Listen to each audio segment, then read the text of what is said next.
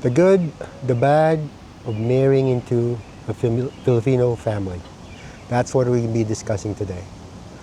So the channel is about expats moving to the Philippines, learning the culture. There's a lot of channels dealing with the financial aspect, but very few talk about the culture in general about the Filipinos. So you decided to move to the Philippines, you met somebody, this person is single, and you basically proved that, and this is discussed from the other videos, right? And she's an ideal partner, okay? So what we're going to be discussing is the good and the bad of marrying into a Filipino family, okay? Filipino family compared to Western family is very close-knit. When I say close-knit, we tend to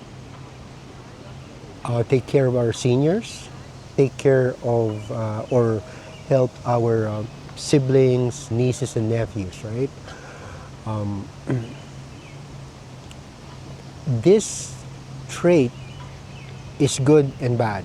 For those Filipinos watching this, they'll be raising their eyebrows, cringing, and maybe agreeing and disagreeing, right? When I say this, I basically seen both sides, okay? As a Westerner, when you go to the Philippines and you've never been there, you appreciate it and also don't appreciate it, okay? Why do I say that? In Western culture, when a child is 18 years old, we usually, the parents let them, fly the coop, right? And that's normal. It's not something that, looked upon as a bad thing. In fact, it's a good thing because you're helping the child, which is now adult, learn to live, by himself or herself.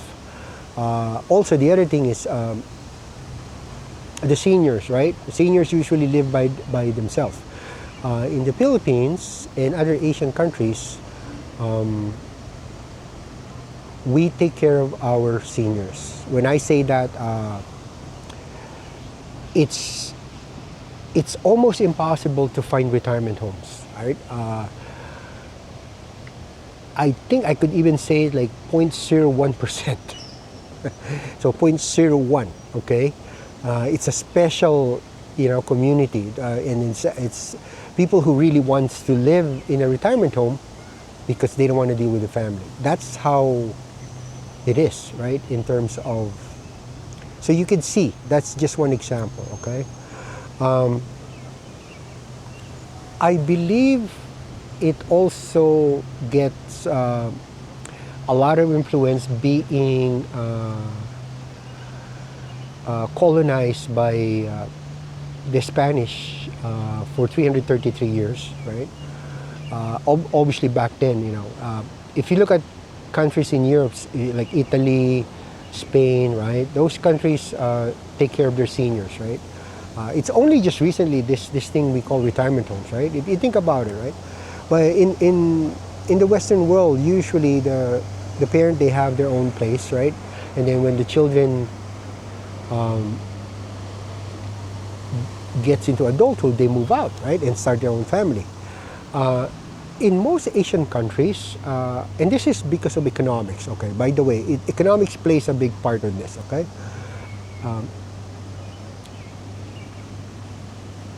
The buying power of the regular Filipino or majority Filipino is not, how are you going to say this?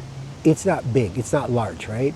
So it makes sense on an economic standpoint that the families stay together, right? So let's say, and it's happening now in North America because of the high cost of living. Children are unfortunately moving back with their senior parents. You know that, right? You've seen people like in their 40s or older, they move back, right? Because of economics, right? They rent the basement and stuff like that. But this has been going on in the Philippines, right? And this entails helping them, right? And I, I wanted to give you this background so you understand where the title's basically, you're marrying the whole family, okay? So it's an advice, it's a backgrounder, it's also a warning, okay? When I said the good and the bad, there's good things about it, and also there's bad thing about it, okay? We always have to look at it in a business standpoint, in an objectively minded standpoint, right? I say that because there are traits, there are expectations from a Westerner on how he or she, in terms of family structure, will live, right? So you find this partner, right? And she's a local, you know? Unless that particular person, like me, who lived a quarter of a century in Western countries, like here in Canada, I totally understand and I get it, right? At the same time, I see the advantage of it and also the disadvantage. So let's talk about that, right? The advantage is obviously you have your privacy, right? And you're only responsible for the immediate family structure. Basically, your partner and your children, right? That's the general advantage in my, without making it a stretch, right? The disadvantage is because it's not such a close-knit family, the cost of the two households or extended household becomes balloon, right? I mentioned about here in Canada, in the US, a lot of young children, well, I couldn't say young children, but even children that are in their 40s, they're moving back to parents who are Gen Xer or the baby boomers, right? Because they can't afford it anymore, especially if there's a marriage breakdown, divorce and whatnot, or, relationship doesn't work. So, but in the Philippines, it's been going on for a long time, even before World War II. Families,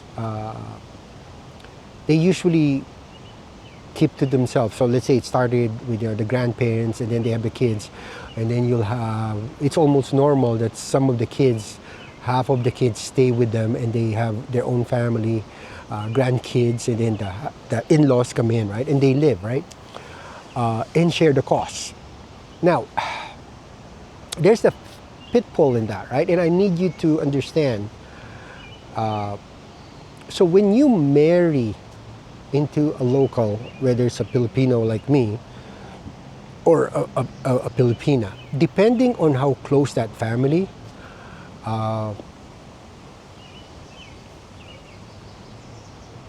you might be encountering some pitfalls and some things that you're not willing to be part of, right? So it is very important. Actually, this topic, aside from the money topic that we talked about, signing papers and that, this is also important. Okay, so let's summarize it. You find an ideal partner, right? She's nice, he's nice, she's hardworking and stuff like that, right? The next thing you need to know is the family, right? The family structure, how it is, right? And it's a case-to-case basis. When I say case-to-case basis, that I'll just give you an example, right? Like for me, I have two other siblings, right? But we never, we understood, right, that I am not responsible for my siblings' family, nor their in-laws, nor the nieces and nephew, right?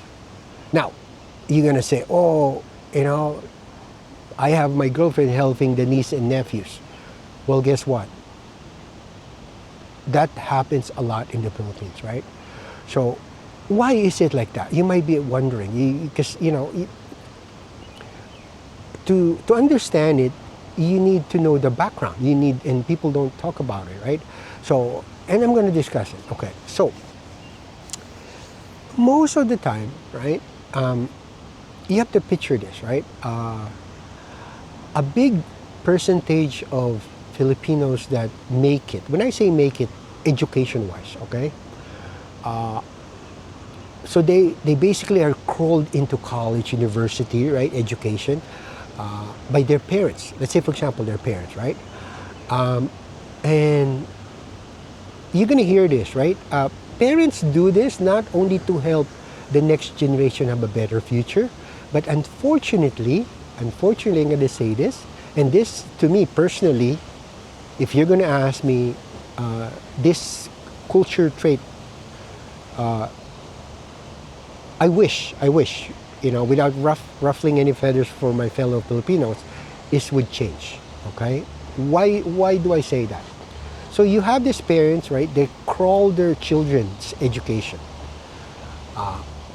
Most of the time, majority. When I say majority, obviously, most of the population, they don't. The parents don't have the education to basically excel economics wise, right?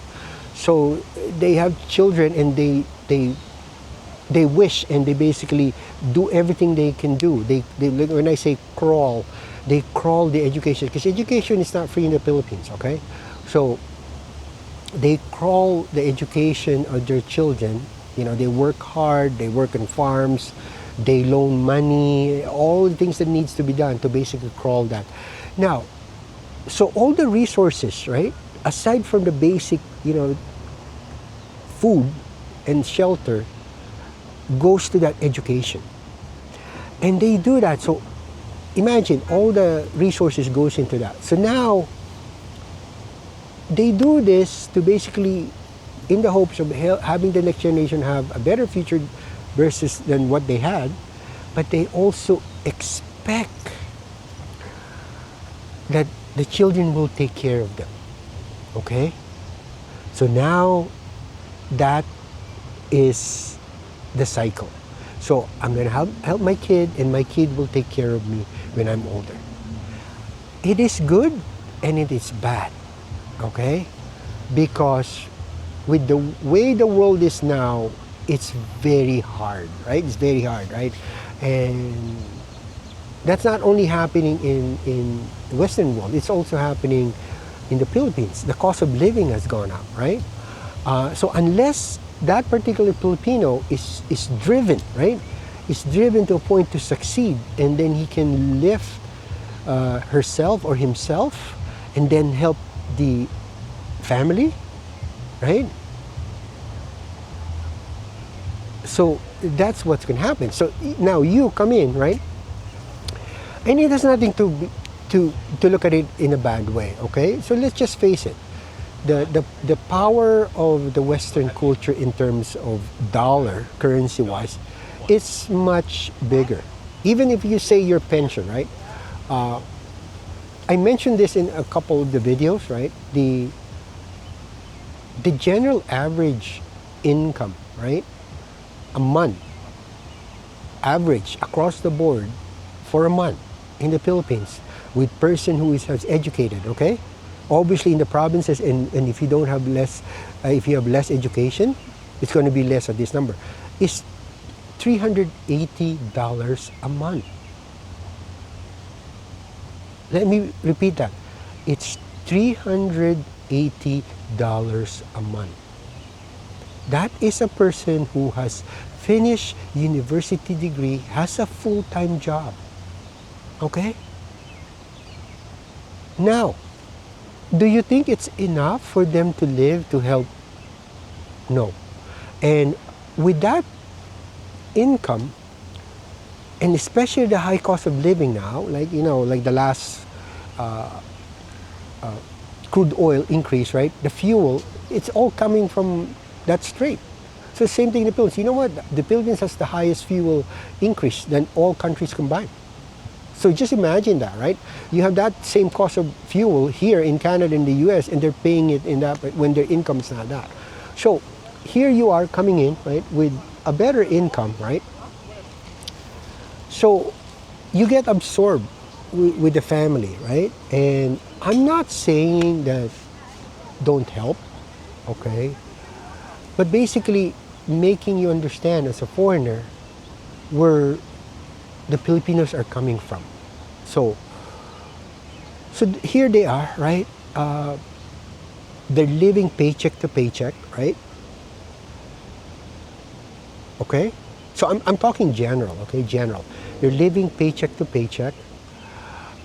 There's no money set aside for emergencies, right? Medical, dental, and stuff like that. We're not talking about that, right? So if your partner or your prospective partner is in that bracket and you meet the family, right? And I'm not generalizing that everybody's gonna do this, okay? Ask money from you, okay? Because I've met Filipino families that the in-laws, the grandparents, they have nothing, but they never ask, right? So it's about, you know, but sometimes, right, when emergencies happen, right, you can't not help, right? So just know that, right? I have one comment in one of my videos. So I have a subscriber, and he's moving in. They're migrating, and he's questioning how can I basically I don't. He's saying that how can I help, right, but not spoil them. Okay, so to make the story short, you gotta know the family structure, look at the income capabilities or capacity of your partner, right? Really know the family, okay? Like I said, I've met families that they're not well off, but they're not asking for any help. And then there's the ones that are like this, right? That they almost expect it. Remember, this fellow Filipinos of mine, I'm talking about Filipinos that never really have gone abroad, okay? So they only see one side. They only see inside the fishbowl, right? They don't see how it is. So they don't understand, right? So if you totally not help or stuff like that, it could come as a little bit offensive or stuff like that. Or if you overextend, you might feel that you're being swindled or scammed, right? That's not the topic here. I'm not pointing fingers, right? I'm just trying to, you as an expat, as a foreigner, understand where they are coming from, okay? So it is very important for you to know the family structure. Once, like I said in the other videos, right? Take your time, okay? Don't start a family right away because you just like the girl, right? Remember, everybody in the first stages of relationship, they're all nice. Whether it's a Westerner, whether it's from Europe or in Asia, any relationship, there's a honeymoon phase, right? So you only get to know the person or the family, for this matter, through time, right? So take your time, right? Take your time to get to know. But knowing how the family structure is, the helping stuff, right? You'll see a lot of YouTubers, a lot of bloggers, foreign bloggers, right? And you see them helping the families, and then sometimes they fail, right? And all there's help, like they, there's one guy recently, he had paid for the extension of the house. So the house was small, there's like 2 families living there, and he felt bad, he's compassionate, said it's little change. It doesn't really matter if it's a little change if you convert it, right? So he paid for the kitchen extension and 1 room. They extended the house. And With the girl's monthly income from living as a waitress, it's not going to happen, right? So he paid for that, right? It's only a couple $1,000, but in the other side, that's like 60,000 pesos. We paid for the extension. And guess what? After a couple months, right? I think 6 to 8 months, they split up. Okay? Yeah. He's licking his wound. He said, you know what? I've been helpful. They've been helpful to me and stuff like that, right? So if you're prepared to do that, that's fine. It's your money. It's not my money. But knowing, this is what the channel is for, knowing what you're getting into and have an idea so you don't get surprised, right? You don't, because as mentioned from the other videos, the Filipinos will take care of you, right? 99% of them will take care of you, like the old values that you used to find here in Canada and the US, where the women, cooks, cleans the house, take care of the man and things like that, right? And these traits, right, is almost everybody. Now you come in there and you miss that, and I've said this so many times before. So now you have this that false, but like you get smitten, right? You get smitten. Oh, she's different. She's different from my American wife, my Canadian wife. Yes, they're different. But guess what, right? Everybody does it there. So that's not the thing. The thing is, you have to weed out the ones that are really there because they really are with you because they have feelings for you and stuff, and not just look at you as somebody would help them, right? You are in an advantage if you put this in your head, and the help, you have to set a line, you have to set a boundary that I can only help this much, right? Okay, let's say there's a medical emergency, yeah, but if you say monthly they need this, right? So you're the one who's going to set that. You're the one who's going to know, right, what's comfortable. What I'm saying is, it's like you go to a casino, right, and you play. You have this money that like, okay, I have $200 here. If I blow this off and if I lose this, I'm okay. So it's the same thing with that. But keep in mind that you'll have that feeling that you feel good because you helped somebody, not just only because you have a relationship with a family member, right? So keep it that way, but don't expect that money can come back, okay? Or don't expect them to feel, because you know why? That's how it is. That's how it is, right? So if you're willing to help only enough that that amount is something you're willing to basically lose, right? So it is the norm for Filipinos to have extended family and help that family, especially parents. So if you marry to a Filipina and the parents are alive and they're not well off and they're getting at the age that, okay, you have to consider that. You have to help them, right? Okay? I won't sugarcoat it, right? If something happens and you're the only one, yeah, it's very kind of doom and gloom kind of say you're the only one, right? But you have to set it early. Like, you can only do this much, right? You have to set that with your partner, right? You have to set that, okay? So that is the key here. I hope you get it, right? If there's any more clarification with this, let me know, make the comment, and I will explain it further, okay? So extended family, that's normal. Know the family before you really get into it, committing, right? So as you knowing the person, right, know the dynamics, right? Like I said, not everybody's like that. We're generalizing, okay?